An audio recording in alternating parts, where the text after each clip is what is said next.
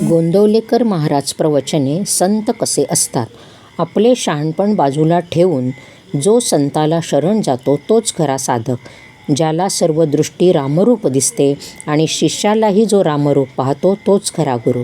सद्गुरू कधीही मेंधेपणाने वागत नाही आणि त्याला भीतीचा लवलेशही नसतो. आपला शिष्य कोणत्या आध्यात्मिक भूमिकेवर आहे हे संतांना कळते.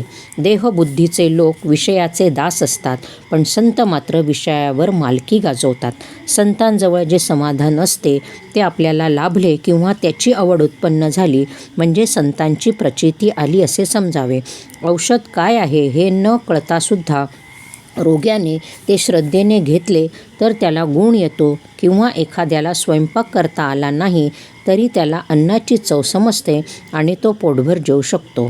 त्याचप्रमाणे एखाद्याला ज्ञानाचा अनुभव येईल, पण शब्दाने त्याला तो सांगता येईलच असे नाही.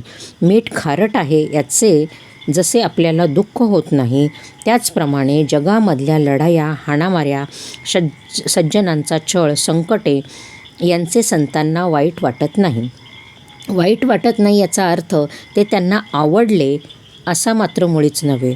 पण मीठ जसे खारटच असणार तशा जगात या घडामोडी होणारच. जगाची राहटीच अशी आहे हे समजून तो दुःख करणार नाही. किंबहुना मीठ फार झाले तर खारटपणा जसा सहन होत नाही तसे त्यालाही होईल. इतकेच नव्हे तर त्याचा प्रयत्नही जगातले वाईट कमी करण्याकडेच असतो. विहिरीतल्या बेडकांना जशी समुद्राची कल्पना येत नाही तशी आपल्याला संतांची कल्पना येत नाही. संत हे पाहिल्याने आपल्यासारखेच होते, परंतु अनुसंधानाच्या मार्गाने ते वर गेले. आपल्याला संत शोधण्याची मुळीच जरुरी नाही. आपली इच्छा बलवत्तर असेल तर संतच आपला शोध करीत आपल्याकडे चालत येतील. आपली भावना कशी आहे इकडे संतांचे लक्ष असते. संत हा गुप्त पोलिसासारखा असतो. तो आपल्यामध्ये आपल्यासारखा राहतो, पण आपल्याला ओळखता येत नाही.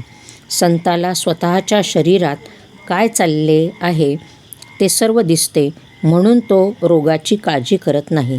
संताला कर्म मागे पुढे करता येते, पण ते टाळता येत नाही. ते कुणाला तरी भोगलेच पाहिजे. संत हे साधन सांगतात ते आपल्या शक्तीप्रमाणे असते. संत जो बोध सांगतात त्याचे आपण थोडे तरी पालन करूया.